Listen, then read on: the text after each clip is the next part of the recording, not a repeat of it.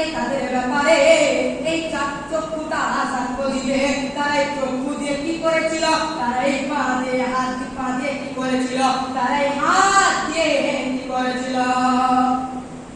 যখন হাত এই মতো করে বলল আল্লাহকে, ওগো আল্লাহ, তোমার ওই বান্দা, তোমার ওই বান্দি, তোমার ওই বান্দা, ওই তোমার বান্দাটা হাত দিয়ে পবিত্র কাজ করেছিল।